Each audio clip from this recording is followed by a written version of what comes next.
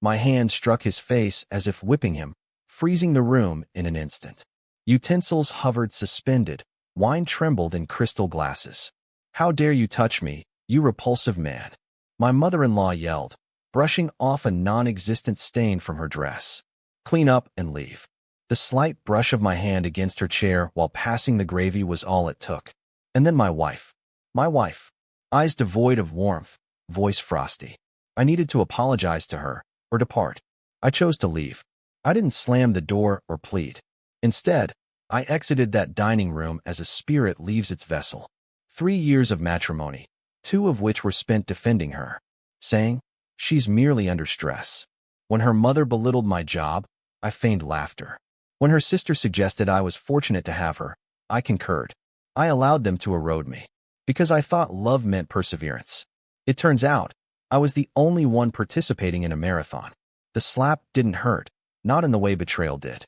I sat in the car, the engine silent, darkness consuming the dashboard. I wasn't contemplating revenge, not just yet. I struggled to recall the moment she ceased being an ally. Then it struck me, it was the texts. A text from Dan popped up on her screen a few months back. "Same time tonight?" She brushed it off as a joke from a colleague. However, there were other unusual instances. Vanished conversations, a new scent, extravagant business attire. I overlooked them all. But that evening, I didn't. Instead, I chose a hotel for the night, seeking solace amidst my agitation. As time passed, I began to remember. Every insignificant glance, every dismissive remark, every secret I thought I was too naive to perceive. And then I started strategizing. Silently, methodically. First, the surveillance. I had installed a camera months ago, partly out of suspicion, partly for self-protection. It remained hidden within the living room clock, and she never noticed it. Second, the backup. Her laptop was my next target.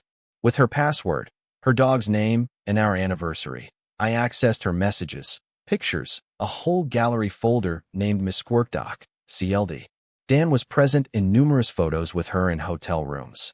Dan wasn't present from work. He served as our real estate agent, specifically hired by her to sell my apartment, which she intended to sell. This apartment was one I owned prior to our relationship, and the title bore only my name. A fact of significance later. I duplicated all relevant documents onto a USB drive, saved 2 additional copies in cloud storage, then terminated the property listing with the agent. Despite her lack of legal authority, he attempted to dispute this action. I permitted him to continue arguing, then showed him photographs of hotel receipts bearing their names. He fell silent.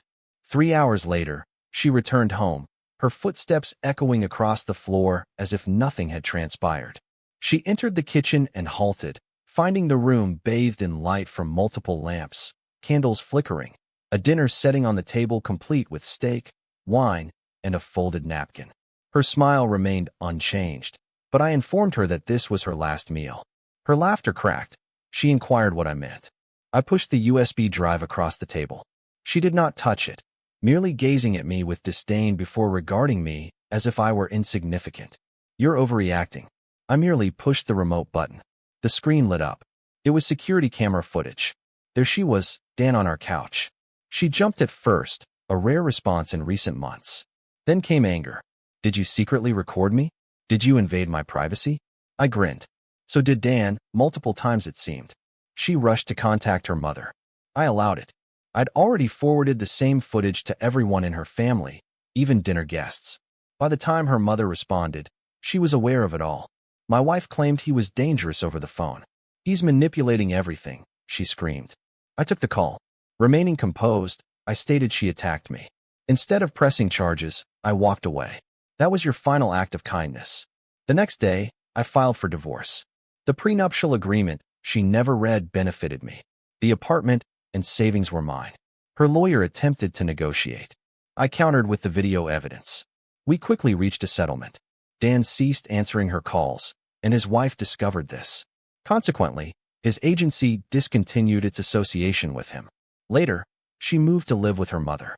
A few weeks later, I organized a small dinner party, inviting only true friends. At the same table, with the same wine, one of them questioned the reason behind Dan's slap incident. I merely smiled in response. The silence around the topic seemed to polish the issue, and they laughed. I remained quiet, as I wasn't seeking revenge. Instead, I yearned for respect.